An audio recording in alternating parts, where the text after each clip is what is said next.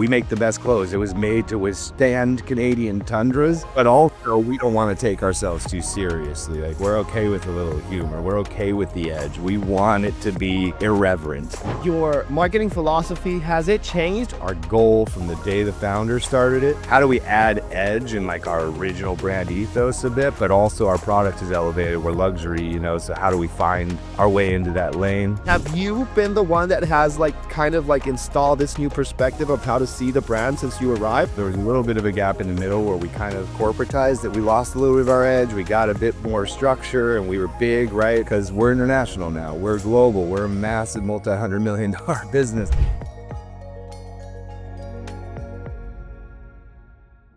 Hey everybody, welcome to the show. My name is Andres Figueira and I'm going to be your host for the day. This show is brought to you by the Global Talent Company, helping fast-growing teams hire exceptional remote talent from Argentina, South Africa, and beyond.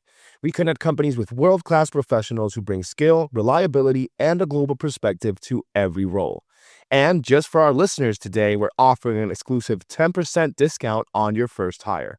All you need to do is visit globaltalent.co, click Start Hiring, and mention the podcast listener discount when we reach out. And today with me here, I am speaking with Reese Pozgay, VP of Brand and Creative Marketing of Moose Knuckles, Canada, a Montreal-based company that creates exceptional luxury outerwear. So with that said, welcome to the show, Reese. It's a pleasure to have you here, man. Pleasure to be here. Great to meet you. Likewise. And just so that we can hit the ground running and make sure we get the audience a bit more in context, Reese, would you be able to tell us more about your background and how you came to become the VP of Brand and Creative Marketing at Moose Knuckles? It's a hairy road, but a good one. So I kind of came in, I always like to start. I came to New York saying the one thing I'm not going to do is work in fashion. Of course, fast forward pretty quickly, I did, but I kind of came in through an admiration for someone named Robert Duffy, who was the original founder of Marc Jacobs with Marc Jacobs, but literally picked him out of school. They started the company together. My dad kind of put me on to him saying, he's a business guy. He's in creative and fashion, but he created Contemporary with Marc by Marc and took this luxury framework to kind of make it more mass and, really created a multi-billion-dollar business, an amazing thing. So I kind of went in trying to get to his lens, and I kind of swallowed the ego. I answered phones for a little bit.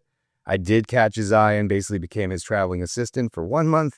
He kind of saw my value and where I was coming from. And then I became he and Marc's kind of business manager for a while, which was, an incredible, impactful time in my career where I went from being broke in New York, calling my dad to help me get the extra $50 to pay my rent, to all of a sudden I'm in this suite in Paris, going to Fashion Week, working for Louis Vuitton and Marc Jacobs. And, it was an amazing ride. Long and short, I emerged from his office and kind of was given 3 departments to start. So I took over e-commerce, from a branded to an e-com site, from e-com to a replatforming with Demandware, to international, 0 to 30 million, 30 to 100 million plus. In just a few years. At the same time, though, I was also given social media, which we were kind of starting from scratch. This was pre-Instagram, Twitter and Facebook to start.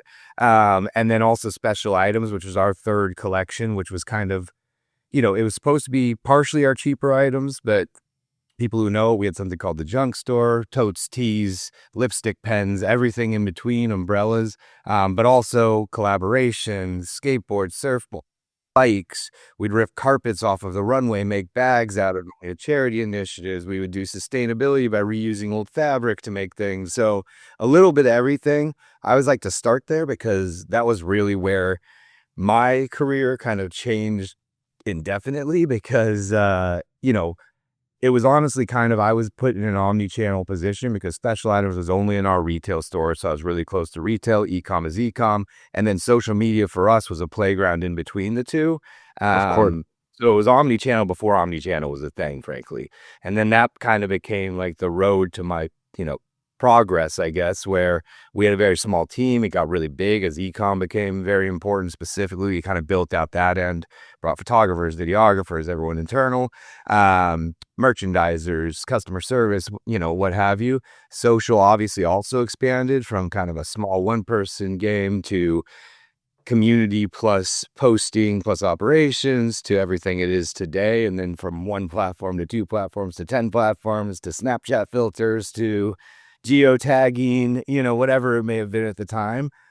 I'm hearing you out, and it's just crazy. I'm just like thinking, what would have been working with social media be like before Instagram? It's like it's inconceivable to me because I can't even imagine. It must have been like just experimenting with Facebook and see how many clicks you got, how many likes or anything like that. To this day, my favorite, probably my hit, where my kind of like personal career got a little bit of fire and traction. It won a lot of awards. We did it so many times. We did something called Daisy Tweet Shop, which I still talk about, and I would like to do a similar thing in the world today.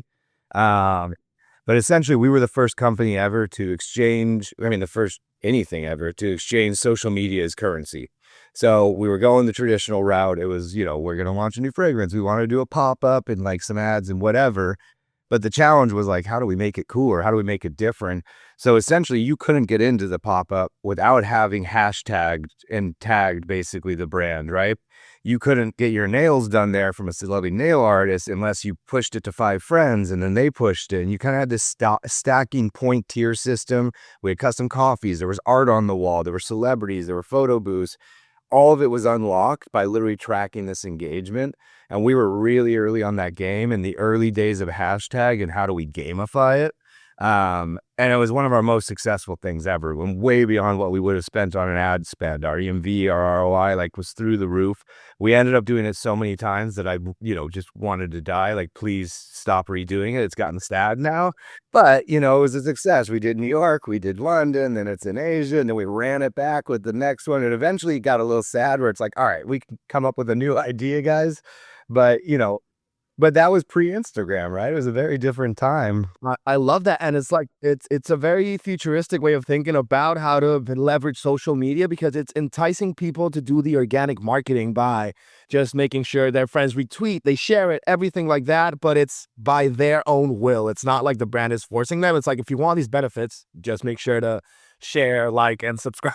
And that was our sweet spot, right? Like, luckily, I had a lot of leeway from Robert to test and learn and do things. And I've got another example I could share from Instagram once it happened. But I love the story of when we started Instagram because, frankly, and I'm sure that I shouldn't even say this one, but I got kind of the call from LV. I won't say who, but very, very high up on the poll, kind of saying, "Hey, we heard you're doing Instagram.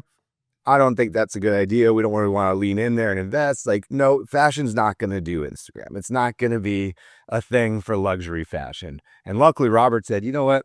Keep running. Let's see how it goes. Let's give it a little go, right?" And we did, and we were kind of authentic before authentic was now the buzzword because we didn't have the money. We weren't getting the ad shoots. We were shooting employees. We had our videographer and photographer always traveling with us. Wherever we went, we would take that store in. But it got this really authentic, natural nature that was, fast forward 5 years, what everyone's trying to do, and I will kind of pause on that one example I had. We had another one called Street Mark where it's exactly what you're saying, right? Hashtag Street Mark. I do miss hashtags. Those were good games to play. Yes, I used to love creating hashtags, and that's like they're not that cool or not that being. They're not even used that much. I just feel old when I use them. Yeah, the search comes in, all the things, but we did something called Street Mark, and that was post Instagram after we kind of got the pass. And I was like, oh, wow, I guess Instagram is going to work for fashion. We better actually amp that up and do it, But we kind of lost our budget, frankly. We did a very big campaign, celebrities. You've got, a celebrity videographer doing it, massive set builds, the whole thing. But I like these examples because this is what I always found was my sweet spot is think 360, think IRL and digital. And I was able to do it early, which really built my kind of ethos going forward. But we did something called Street Mark. We took the little money we had and we did guerrilla wild postings around 5 cities in the US. We sent out the talent for free. Luckily they were all on board, everyone from Beth Ditto to Marilyn Manson and whoever it would be, right? You got Katie Grant in the campaign, Marc himself.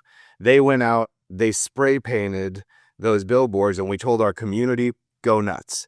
We don't care if you mess up our ad. We want you guys to go out there and do it, right?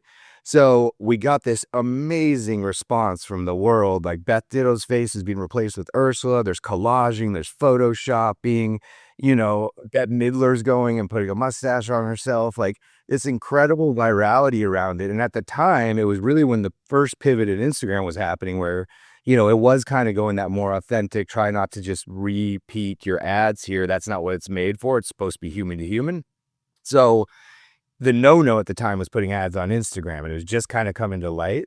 But we got this network that basically was posting our ad to Instagram on our behalf with the hashtag, and maybe they tweaked the face, maybe they cut out the pieces and made a collage, like whatever. But it was incredible. And I think we got like tens of thousands in the first 2 weeks. At the time, we were one of the big players.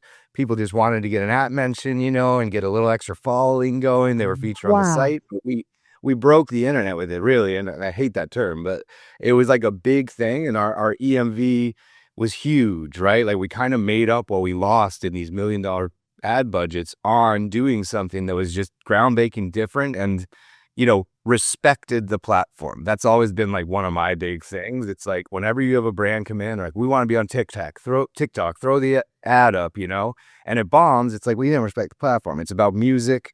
It's about transitions. We had a similar situation when I was at Revlon. I know I didn't kind of go through the whole spiel, but where that was it, where we won TikTok, where they're like, all right, you try now, right? It didn't work when we kind of did the ad thing. They're like, you try. We did custom music. We had 3 transitions. The song itself was about bold, bolder, boldest. The idea was with each one of those, bold, you kind of have a makeup look, the transition, bolder, it's louder, the music's louder, the lights are getting crazier. The end, you're like crazy, full makeup, hair, right? We were the first beauty brand to ever hit 2 billion views. We did it in 2 days. We beat Elf at that time, which I was quite pleased with because everyone was competing against Elf is the benchmark. They're the ones crushing it. Eyes, Lips, Face. They made the music video, and they are the best. Make no mistake. To this day, they're an icon for anyone looking at it. They know how to test. They know how to risk.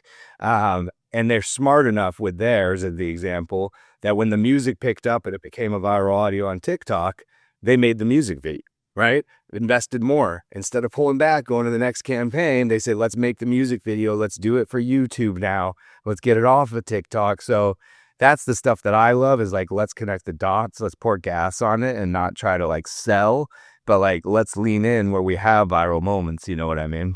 Exactly. It's like it's creating a bit of like lore around the brand and giving the consumer and the audience like something they can live through. And it's just like if they like the song on TikTok and they want more, give them a music video. They'll put it in their house and anything like that. Like if they're loving it, Elf did a very good job with that. Now I continue to tote them because it's like they literally got on board early, where it's like, ask them what they want to see. What colors do you want to see? What product do you want to see next? And then they followed through with it. And like, then all of a sudden it's not like buying from, the demon corporation. It's like, Exactly. oh, wow. It's real community, right? Like everyone uses the word community, but it's not just growing a following. It's conversing with them. It's creating places where they can feel heard, as they want to show up for the brand, So I think they do a very good job with that. And I hadn't thought about this like in the way you said it. And you got to respect the platform where you're going to upload the different, I don't want to say advertising, but the videos and what you're creating as your campaign, because it's so true. You can post a video on Instagram and then just put the same one on TikTok, and it might work in one of both platforms, but it usually doesn't unless you change the dynamics to what the platform is. I think that's the biggest hurdle that marketers are going through right now, if I'm being honest. Like I go in everywhere and it's like, how do you have 7 channels these days, right? Like nobody doesn't have Facebook, Instagram, TikTok. They may or may not have Pinterest. They may or may not be tapping into Lemonade or Reddit or whatever, but you have a lot of platforms, right? Biggest mistake brands make is they do the traditional build. Here's the campaign, here's the secondary, here's the social, whatever, which a lot of people aren't even doing that. But you kind of have this waterfall across everything. And like as a consumer, as a user, someone who loves TikTok, doesn't love Instagram, does go on both, whatever it is, if you're getting the same experience, why would I follow you twice? Why? Like, what's the purpose, right? It feels a bit half-assed. It's like they don't want to finish doing the job right. And the consumer feels that. And it's like, if you don't care enough to make it fun for me in these different channels, why should I care enough to even go buy something if it's not the effort that deserves my attention?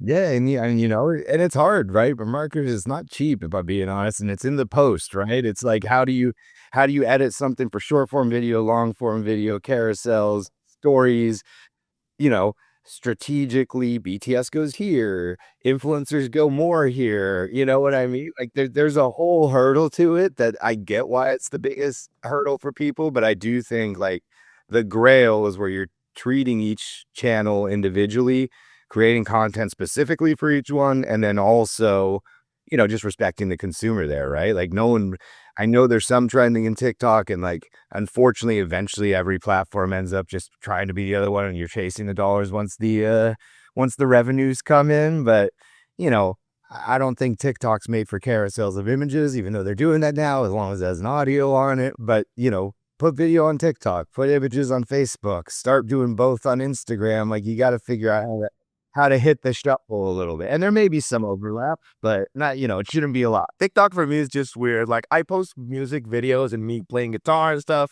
The one that's gotten the most hits is one of me fishing. And it's like, okay, so people want to see me fishing? I did not expect that. Let's see if I go through that route. But you gotta know how to pivot once you see what the audience wants, and then you just start, what's it called? Rolling with it. And the platforms pivot, right? I mean, I think the craziest thing, especially with a big brand, I hate vanity metrics. It's always been a thing where it's like, oh, this worked. Just do that over and over and over. And then all of a sudden your metrics are start to tank. And it's like, well, what's happening? And it's like the algorithm's changing. The platforms is changing.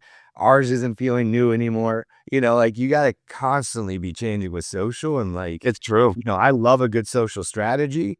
But if you're not changing that every 6 months, you're dead. Like it's gonna be you're dead in the water, Survival right? of the fittest, man. You gotta adapt and keep going. Okay, so at this point in the story, you mentioned that you did a campaign with Revlon, but we haven't arrived to Moose Knuckles yet, right? We didn't arrive to Revlon. I'll be quick on that. So I left Marc and had, by accident, I say, but it ended up lasting for 4 years. I basically started my own agency on accident. I went to Marc 10 years. It kind of was just time, honestly. I've got nothing but love for Marc. My best learnings were there, but I kind of reached the tip of my pyramid there, and it was time. I left there, and coincidentally, I had Google was my first client because they called and they kind of were like, you have an agency or you have a LLC, right? And I'm like, of course I have an LLC. And of course I got right off that call, and I called my buddy who's like a college buddy who was a lawyer. And I'm like, I need an LLC yesterday. And he's like, all right, we do your social name. And we did it, and I'm like, yeah, here's my LLC paperwork. You're the first to see it. Like, take it, But yeah, it kind of became my agency. I found like a nice little niche doing what became my sweet spot at Marc, which was this kind of like surround sound 360 marketing. Like whatever you're doing on social, I want to also be thinking about what the influencers look like, what the ads look like, what the site looks like, the XP page, so that like wherever you come in, you're going to be getting a similar story. Now it should be different content for each platform in each place, right? The way we were talking about it, one's a little more commercial, one's a little more ground level. That was the start of my agency. And what was more interesting is all these other agencies that I was pretty terrible to at Marc being like, this isn't it. You're not the future. Like I hated the old agency model, whereas you get 3 images, 1 long video, and like that'll give you your 3 magazines in the video. But you end up with like at max 10 to 20 assets, right? The age of social media, I need 200 to get through a season, right? I need on set, I need making of the set, I need BTS, I need interviews with everyone. I need, how do I bake out a whole season if I'm basically at that time, it's changed a bit, but like spending all my money on this one campaign, how do we make that work? And that was always where I was really hard in agencies. Like the traditional doesn't work for me anymore. I need to know what the influencer activation is. What's the second small shoot we're going to do for social? How are we going to do all the things, right? It's adapting and understanding that the cadence for posting and for creating media with social is just a lot faster. It's a lot faster than what it used to be. And right, again, at this point, polish was bad, more authentic was getting good. It's like, this isn't working for me either.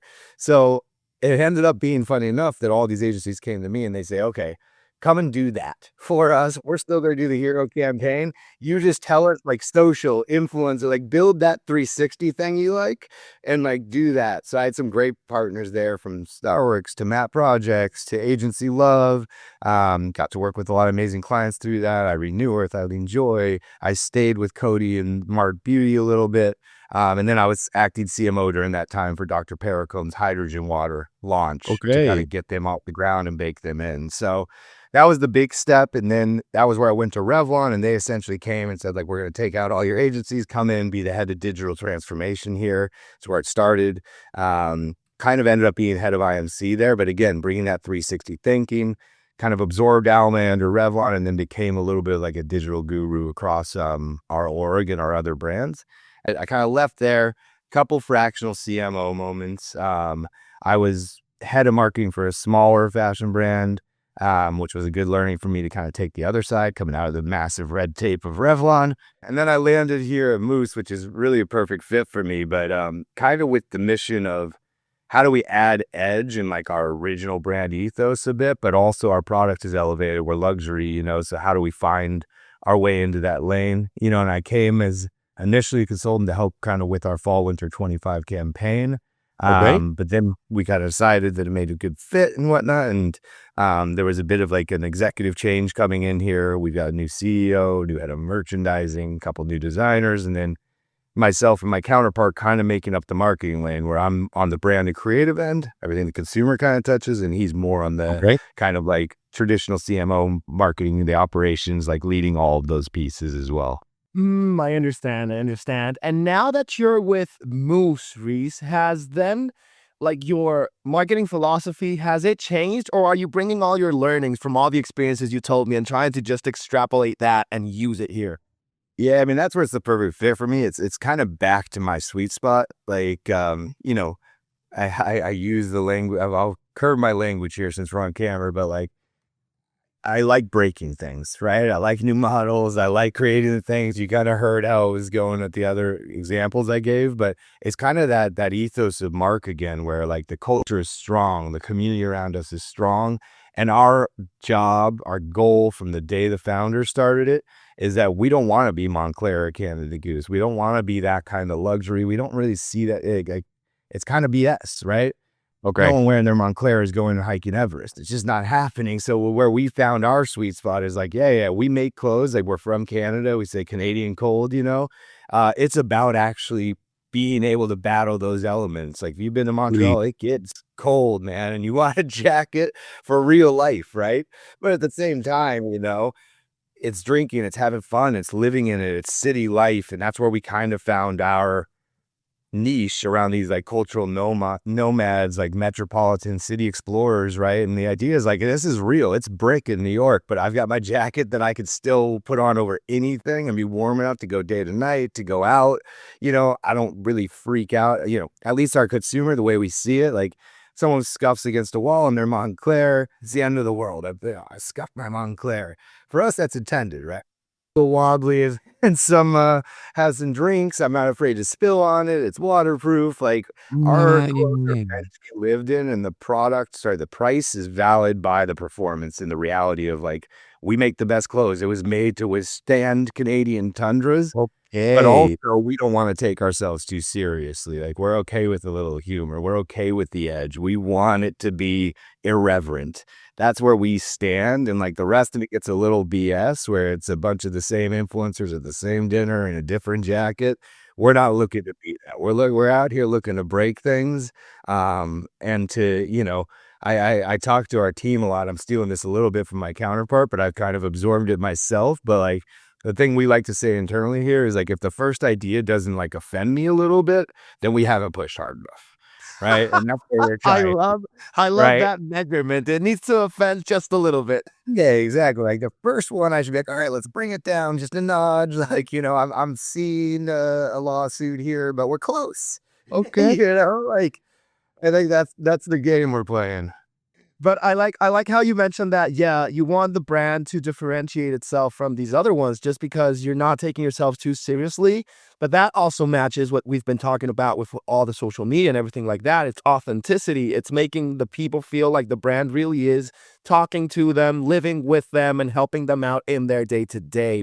And I totally get that. And have you been the one that has like kind of like installed this new perspective of how to see the brand since you arrived, or was this already happening at Moose before? I wouldn't take full credit. I came in a little bit into the transition, right? I think, you know, there was a little bit of a gap in the middle where we kind of I would say the word corporatized, that we lost a little bit of our edge. We got a bit more structure and we were big, right? I mean, we've like shifted some things. We think of Canada as always going to be part of our brand ethos, but it's Mhm. kind of become the fourth tier instead of the first one because we're international now. We're global. We're a massive multi-$100 million business. Like, Wow. but the thing that stands is that we're like city dwellers, right? We are those urban explorers. So yes, we're defended by the reality of Canadian cold, but our people are everywhere now, right? We're big in Asia. We have a huge EU community. Like it's not everything can't be like a hockey leaf in those. You know what I mean? Like a game in the Canadian League. We gotta balance our reality a bit, you know? I feel that. I feel that. But it's tested. It's tested in Canada, which makes it very valuable and very trustworthy because I do know the Canadian cold is intense. Like it's something that I live in Argentina, so I've been down to the south in Ushuaia, like just before the last town before Antarctica. So I have felt cold, but what I've heard from Canada is like crazy. But to wrap up that last one, I wouldn't say I brought it in. I think the need was identified. I think that I kind of brought in to help find our way there because we are trying to get that irreverence, but we're balancing two things, right? Like we're luxury, so we want to elevate. We want to make sure we are in that lane, but Of we course. don't want to lose our edge. We don't want to lose our actual voice, our tone, and we're not looking to be Mhm. everyone else. So if they've done it, we actually want to do it better or a different way or a completely different lane. Like if this is how you're supposed to do it, we're going to probably go left, you know? So I like that irreverence, as you mentioned, because that's what makes a brand stand out in between so much noise that can be found nowadays with everything that's on social media. Like everything's an ad. Influencers I like, I'm just watching, and then suddenly they just slip an ad in there, and I'm like, I fell for it. I literally just fell for it. I mean, influencers are the craziest because, I built Influencer from scratch at Marc. We kind of really built up that department within what we were doing at Revlon. But, that swung in such an interesting way. At the beginning, influencers came to the scene because they weren't celebrities, because it was more real. You've got Leandra Medine, and it's not, here's the full kit, and it's the pants, the shirt, the jacket, blah, blah, blah. No one's buying the full kit off the runway that way. It just doesn't happen. Of course. Instead, you had this nice, refreshing world at the beginning where it was like, this is my vintage t-shirt from a rock concert. I've got my favorite holy jeans and I'm wearing my Gucci jacket that's amazing. You know what I mean? But it's that high low that made it so amazing at the beginning. We slowly slid into influencers of business. All of a sudden, you get hashtag paid again, and it's like an aversion. And I do think we're just maybe coming out of that where now that realm is dying a bit. Not like there's still a lot of it out there, still money to be made, but the people who are crushing it are figuring out how do I entertain? How do I make content? Like people are now the same way back then you were reversed to the ad with the celebrity because it wasn't real. Now it's kind of like, oh, hashtag ad. It's like, when I get ready for bed, I like to brush my teeth. Brought to you by Crest, and you're like, what are we talking about? This isn't natural anymore. Like this is bizarre. It's like Truman Show, So I think it's nice that we are getting back to this world where it's like, it became niche influencers. It gets real. It's not about the following. It's about the engagement. Like if you have 10,000, to this day, I was really big on micro influencers early. Give me 100 micro influencers with dang an engagement over like one massive awareness person that I'm paying a ton for and has 10 million followers every day. I would Of rather course. like hit a bunch of networks and like people who are like really talking to their community than somebody who is a bit of a billboard, but no one's converting from that anymore. Yeah, and you don't even know if it's the bots paid to have even a higher count of followers or anything like that. Like I really like micro influencers. I feel it's the real nitty gritty, like social media in depth. You fell into the wormhole and it's like you find this person that has their own community and it's like crazy. 100%. I mean, I feel like I need new talking points, but when I was kind of first shifting my strategy to that, the idea was like, who do you buy from? Like in my room, I would go to it. I'd be like, CEO, who do you buy from? Like you need new toothpaste. Is it because, Jacob Elordi told you it? Or is it because your like sister was like, I got the best toothpaste. You're going to love it, right? It's amazing. You want to be here, right? And that was where the micro really came in, is that they were authentic conversations. Like you look at a big celebrity, especially with women, it's difficult because like how many creepers are just in there like hoping to see some cleavage or something. It's horrible, Mm-hmm. but like that's like the audience metrics don't mean much anymore because like, you know, It's, who's that's true. actually there? Are they buying? Is it in it? Or is it just someone trying to like creep or like follow the celebrity zeitgeist or whatever? You know what I mean? No, no, I get that. I get that completely, man. And it's just crazy how it has evolved so much with social media that nowadays everybody's just trying to become a personality. It doesn't matter what, but as long as you start creating this engagement, it then like it leads into this possibility of a brand reaching out, of somebody coming and telling you, hey, your community you formed is valuable. Let me then give you this product to see if you can push it. But I feel that micro influencers now have this extra challenge where they need to create a storyline. They're like mini filmmakers. They need to make it entertaining and honest in order for it to work. If not, it'll just be scrolled over. I mean, you literally have to be a director or a producer, all that. It's hard out there on content creators. I don't envy. It's like tough out there, but like some of them crush it and the ones who stay in their niche are great. But I think the interesting newest trend is actually what's coming off the feeds, right? I think that like we're back in the DMs. I think you're going to see a resurgence of Snapchat, broadcast channels, like the one-to-one, you know, especially with the younger generations and Gen Alpha and all of them, like, they oh don't my wanna God, be yeah. posting everything onto the feed. They wanna be in, like, a sweet little network of their friends where they're sharing every single thing, but it's off the grid, right? Like, where You're, it's our you're, private conversation. I think you're seeing that with niche too, where, like, you know, Mm. it's gonna be a weird world because everything's getting monetized between, like, subscribe to my Instagram page or get on my subreddit or whatever it is, but I do think you're gonna find authenticity kind of coming back, and the real authenticity, not that word where it's like brands make it less polished, seem more real. The actuality of like, you know, the bullshit doesn't sell anymore. Like we need to actually just be ourselves. Like people want a personality. They don't want a slew of people trying to be the personality that they think is gonna perform best on social media based on trends right now. And Reese, I'm noticing that we are at time already. It flew by without me even noticing. I know that went by. I know we're just getting started.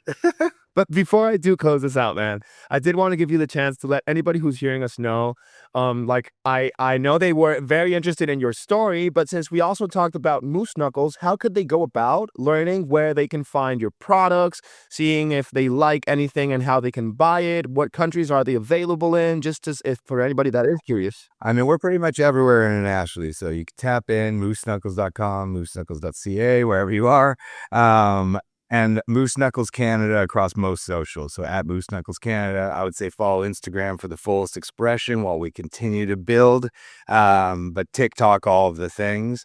And, you know, keep your eyes on the streets. We're going to be hitting experiential and IRL pretty hard going forward here. So a lot of things coming. So I would say if you're in New York, Montreal, really anywhere, a lot of Europe, we're gonna be we'll be out there. So keep an eye out because it should be surprising and maybe just a little offensive.